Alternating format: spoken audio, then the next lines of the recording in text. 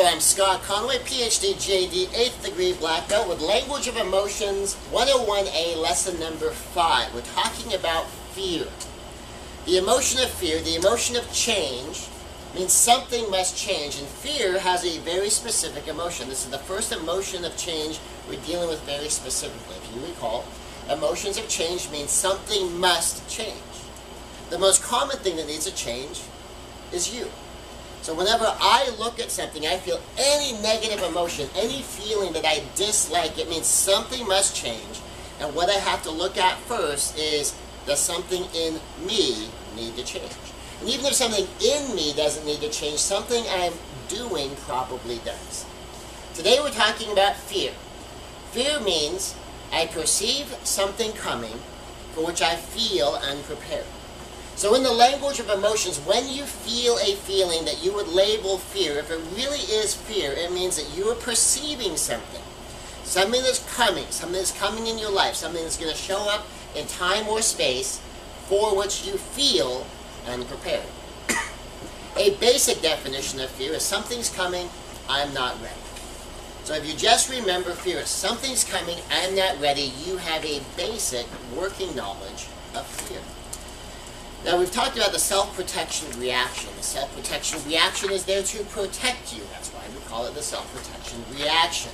It could just as easily be called the self-protection overreaction. The self-protection reaction to fear is to hide. Now, fear is a sort of default setting for human beings. We're pre-programmed with fear to protect us from potential danger.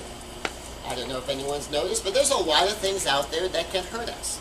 There's a lot of things out there that can adversely impact our lives. There's a lot of things out there that if it breaks against us, it's going to cause problems. And there's a lot of problems out there that if we don't solve them, eventually there's going to be some very serious problems. So we're pre-programmed with fear to protect us from these things.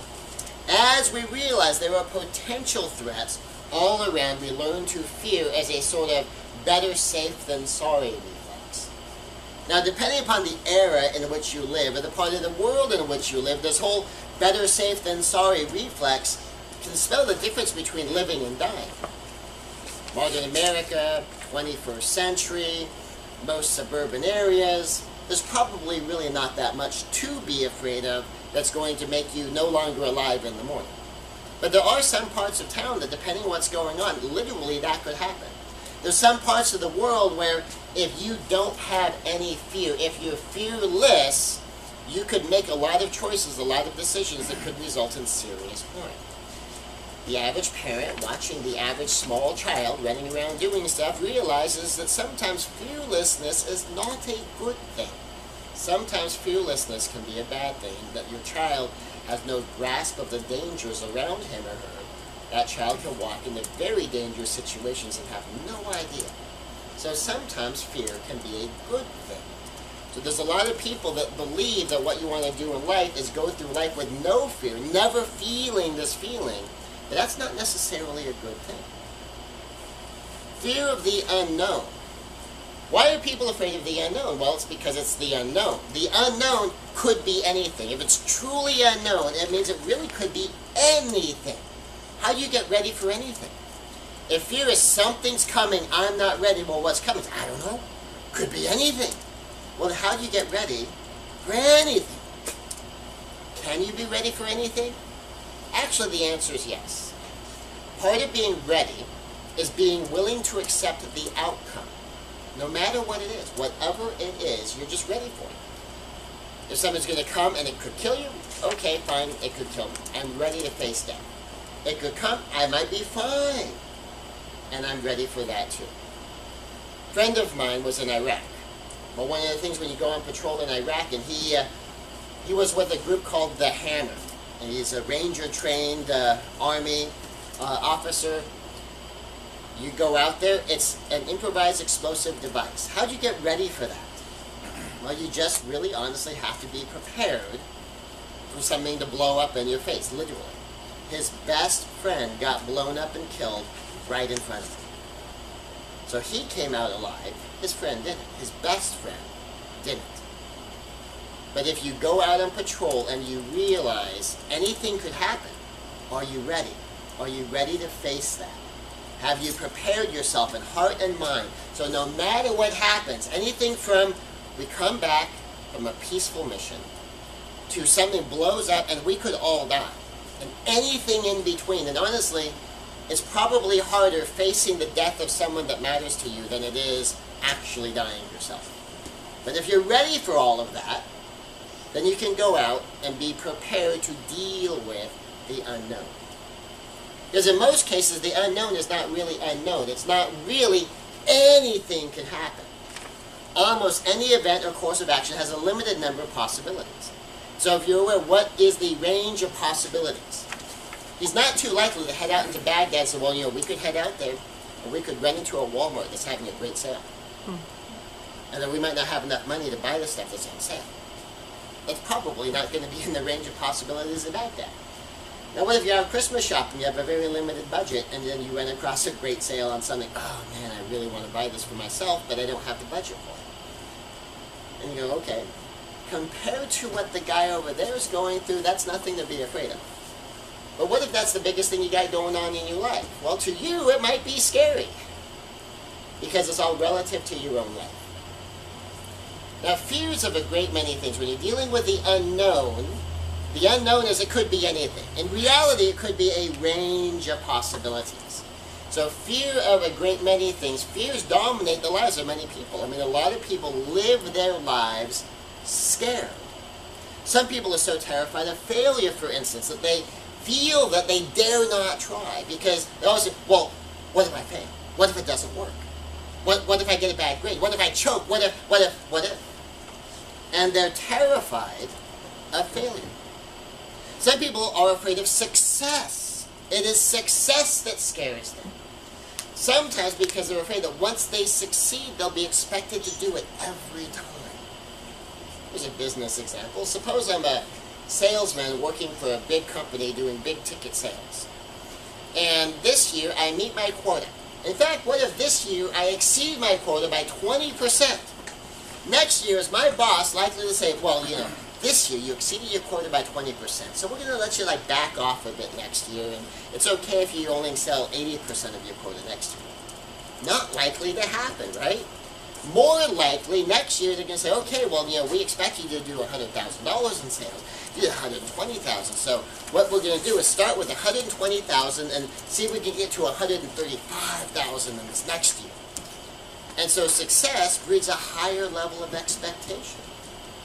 What if you succeed in school? What if you're in middle school or high school, and you succeed in school so well? Do they put you in an easier class so you can take it easy next year, or do they put you in a more advanced class?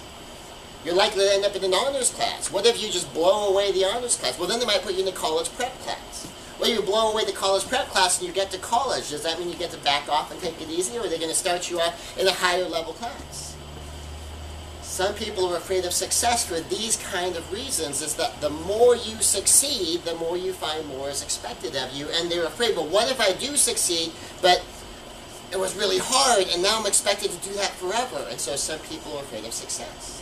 What if you're afraid of success and failure? And you're going to be afraid of a whole bunch of things.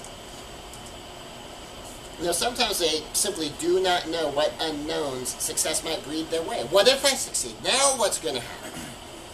So some people are practically paralyzed by fear. Tests is one that gets a lot of people. Many people are practically paralyzed with test anxiety because they fear the judgment that tests bring. They see a test as proof that either they are complete idiots, or maybe, just maybe, this time they managed to not be revealed for a fool. But next time it could still happen. And they're terrified of tests. Now, here's what a test is. A test is an opportunity to show what you do know and to find out what you do not know. Now, seen in that light, they're not scary at all. Seen in that light, you just find out if you learned what you needed to know. You either did or you didn't. And if not, then you go back and you study it later. Some people are afraid of rejection. Many people feel that being rejected means something about them. Some think that if someone even rejects an offer, like a sales pitch, that you're a salesman.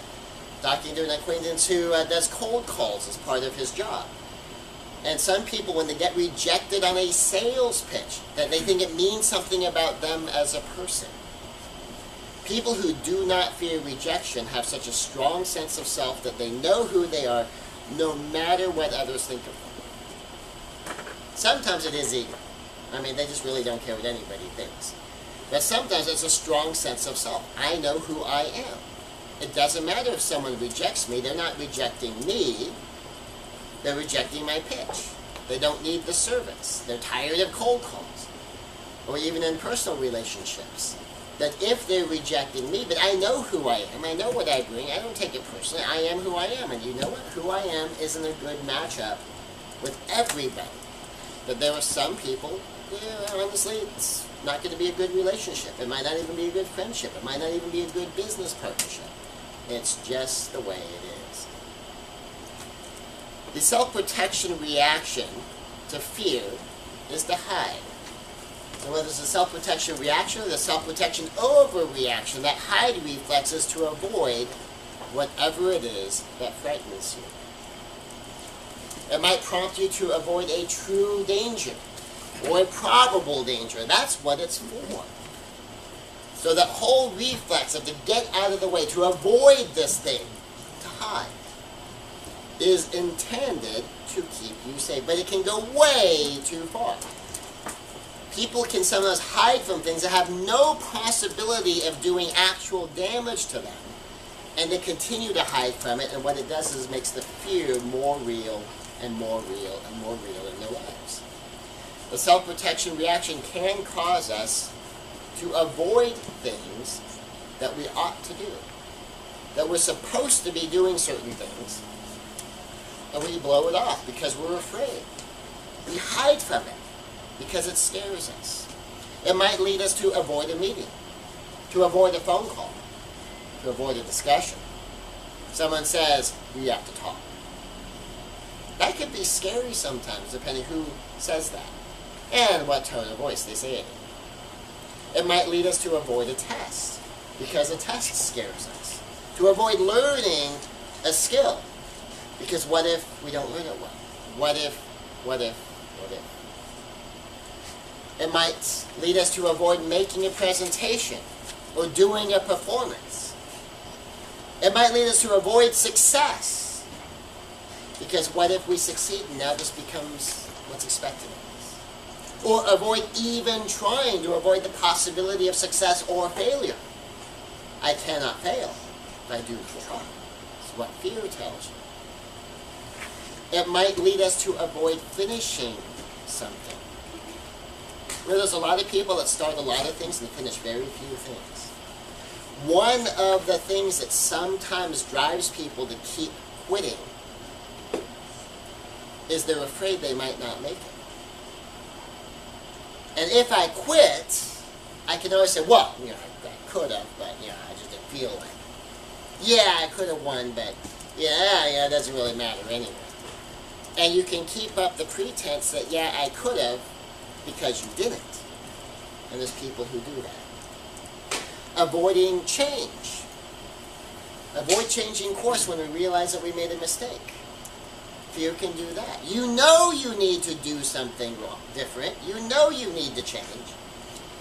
But fear can lead you to avoid changing because you don't want to admit that what you did was that wrong. You don't want to admit that you were that bad. And some people, very often it's also connected to people who never apologize, have great difficulty making changes because to them making a change is an admission that they've been wrong for however long they've been wrong. And sometimes the older you are, the more you've had invested in your mistake, the harder it is to admit that you've been that wrong that long. Which brings us to avoid admitting when you're wrong. For some bizarre reason, it's actually not that bizarre, because people do it all the time. Some people are terrified to admit that they had been wrong, to admit that they had made a mistake. Now here's the interesting thing, by the time you're struggling with that, chances are everybody near you in your life knows you're wrong. Everybody near you in your life knows you've been blowing it. They just wonder if you know you've been blowing it. When the self-protection reaction strikes, it says, "Hide!" You say, "Okay," but only for a moment. The purpose of a split-second hide, a split-second stand down, is to evaluate. You're safe for the moment. That hide reflex keeps you safe in the moment. And now, quickly, evaluate. Evaluate fast. Make a wise decision. Sometimes you need to choose immediately. Sometimes you have time. Whatever you do, start now. Start the process now. Use the time you have. Be effective. Sometimes you have a split second. Sometimes you have time. Now, often, fear is false evidence appearing real. I do have a problem when people say fear is always false evidence appearing real, because you know sometimes it's not false. Sometimes it's real. But if you know fear is lying, but it shouts the lies so loud and so long that you feel fear even though you know it's ridiculous, well, in that case, go to the lesson on disassociation and use that skill. If it's at the level of a phobia, or if it's so pervasive it's adversely impacting your life, and you really need to deal with the fear, especially if there's a particular thing that triggered it for you, there are techniques to eliminate that fear. Now, some of these techniques require a competent mentor, competent coach who knows those techniques and can do that, and I happen to know those techniques. But in general, you can do a lot of, especially the lower grade stuff, if it doesn't just make you sweat, if it doesn't make you quiver, you can use the disassociation technique, which is in a different lesson, to be able to turn down your own fear, to disconnect from the things that trigger the fear. Use it to turn down lying fear, not legitimate fear. Some fear is legit. I mean, would you want your child to not be afraid of running into a busy street? You kind of count on the fear telling your child not to do something so stupid, right? There's some things that you would like your child, your older child, to be afraid of doing drugs, to be afraid of driving drunk. All these things that would be good things to be afraid of. So you use disassociation, you use the phobic elimination techniques to deal with lying fear, when the fear is lying to you, and the fear is telling you, this bridge is going to fall on me. I know as soon as I go into the bridge, it's going to collapse on me. Or if I go up 10 stories in a building, I know the skyscraper is going to collapse. And you know, okay, that's an irrational fear. Let me eliminate that fear. Now here's a key way to think about what fear is doing. Some people think fear is this real thing. Some people want to pretend that fear is this completely unreal thing all the time. What fear is, it's sounding an alarm. Every time you feel fear, it's like an alarm going off. So go take a look. If a real alarm went off, what would you do? You'd go take a look. See what's really going on. Do what you need to do. If there's really danger, handle it. Maybe hiding is appropriate. Like growing up in school, how many people ever heard the fire alarm? We did fire drills, right? How many times was your school actually on fire when you heard the fire alarm? For most of us, probably not once. We did these fire drills once or twice a year, maybe more. And for most of us, the school was never on fire. Maybe there was smoke because something in the school caught fire, like in the chem lab or something, or someone lit something on fire, or some smoke triggered an alarm, but the school wasn't going up in flames. You weren't about to burn to death and die. But we heard the alarm. How about car alarms? Anyone ever hear a car alarm go off? Is your first thought, oh my gosh, someone's stealing my car? Or is your first thought, there goes the alarm again, I hope that person turns it off. Is that my car alarm? I guess you turn it off. Your first reflex isn't that someone's stealing your car. Your first reflex is that someone triggered the alarm. That's what fear is. It's the triggered alarm. That's why most of the things you're afraid of never come to pass. Because there isn't really a danger there. There's a potential for danger there. Would you like to think that if someone steals your car, the alarm's going to go off? If the school caught on fire, the fire alarms would go off. You would like to think that, right? But the opposite isn't true. That just because the alarm goes off doesn't always mean something bad is happening. Fear is the alarm. Fear is the alarm that says, go take a look. See what's really going on. Do what you need to do. If you treat fear as, go look, you understand that fear is just an alarm. If there will be a next time, or will probably be a next time, get ready. So if it's something, maybe you need to hide from it now, because you don't have the skill set, you don't have the knowledge, you don't have the insight, you don't have the training, you don't know what you're supposed to do. Maybe you need someone else to handle it this time. And you're realizing this is something that could happen again. This is something that I need to get ready for myself. I need to learn something. Maybe I need to take classes. Maybe I need to read books. Maybe I need to listen to audios, train, practice. One of the things to be aware of, I'm going to repeat this a couple of times to make sure everyone gets it. The universe is a university. The universe is a university. If there will be a next time, or probably be a next time, and if you need to stand down this time, get ready for next time. So if you stand down, do so out of wisdom, not fear. Learn what it is you're supposed to do and not do. Don't make a decision out of fear, make a decision out of wisdom. If I'm standing in the middle of the street and this 18-wheeler is about to run me over, fear says, get out of the street! Wisdom says, get out of the street. And that's how you want to make that decision, based on wisdom.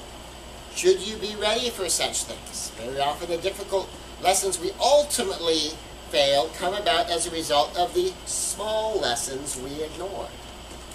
And if we ignore the little lessons, sometimes we run into big trouble with the big lessons. Now, learning on little things is really, really handy. Because if you can gain wisdom in things that, if you blow it, yeah, you're not going to like it, but it's really not going to damage you. Then you can be better prepared to deal with the big things. So if you're standing in the middle of the sidewalk and some kid bangs your shin with a tricycle, is that likely to kill you? Not very likely. But if you don't get the idea that, hey, if you're in the way of things, it could run into you, and then you're out playing in the street and some driver is barreling down the road busily texting so he doesn't see you there, and it just never occurs to you that if you get hit by speeding vehicles, that could do some real damage to you. At that point, it could do some real damage to you. So a lot of life is like that. So even difficult lessons are still warnings of even more dramatically difficult lessons to come. So the universe reminds us with small lessons. This is called the tuition principle. Small lessons have low tuition. Tuition is the price we pay for a lesson. Whether we learn the lesson or not, we pay the tuition. We pay the price to learn the lesson, whether we actually learn the lesson. If we do not learn the lesson, the universe will charge us more tuition next time. Now, if we're lucky, the accumulation of the tuition will be a little bit at a time, a little bit at a time, a little bit at a time. More often than not, what I observe in most people's lives is they pay a little bit of tuition, then the next chunk is a bigger chunk, the next chunk is a bigger chunk, until eventually it costs them everything. And some people still don't learn. I've watched people lose their careers, lose their business, lose their family, and they still don't get it. They still don't learn their lesson. It costs them everything, and they still don't learn their lesson. Now, admittedly, one of the worst cases I've seen was when I was working in the jail system, watching people engaging in criminal levels of alcoholism, criminal levels of drug addiction, criminal levels in drug dealing, and that they lost their whole family. They lost their freedom. They lost their home. They lost their career. Everything's gone. And then I see them again. I think, how could you not learn? How big a price do you have to pay for this to occur to you that this is a bad thing to do? Some people get caught in that cycle. They never learn. The universe charges them an enormous tuition. And then they finally learn. Well, one young man, that unfortunately I knew him, he learned that drugs was stupid when he and his girlfriend were doing drugs together, and she died from the overdose. He was fine for years, did it as a teenager, did it in his young 20s, still in his young 20s, someone died. His girlfriend died. for that tuition to finally be high enough for him to go, maybe this isn't too smart. That's high tuition to pay. How many places in there did he have a chance to learn cheaply? How many places in there did she have a chance to learn? That's a too high a price to pay. Well, life will do that to you. It might not go quite up to that level, we hope. We hope people will learn the lessons before then. But on a more metaphorical level, it could be the death of a career. It could be the death of a relationship. It could be the death of a family. So you want to learn while the tuition's still low. Well, instead of the end of a relationship, it's a fight. You learn while it's a problem in a marriage, not a divorce. You want to learn while it's challenges with a child, not your child has now chosen a self-destructive, toxic course that's going to lead him to bad places in his adult life. You want to get to these things early. So the universe is a university. It'll charge you tuition. Learn while the tuition's little tuition. Small tuition prices. The sooner you learn, the lower the price. There are many things you can predict are likely, with just a little bit of thought, with a little bit of observation if you just look around. If you get ready for them beforehand, they'll not cause much fear should they occur, because you'll be ready. When something's coming, you'll be ready. Now we're going to continue with fear in the next lesson, because fear is a two-part lesson here. So when you come back to Language of Emotions 101a Lesson 6, we're going to get more into fear, how you deal with the self-protection reaction, and what something's coming, I'm not ready means, and concretely, what do you do? How do you approach that?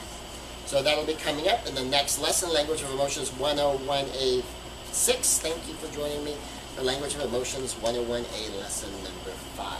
Thank you.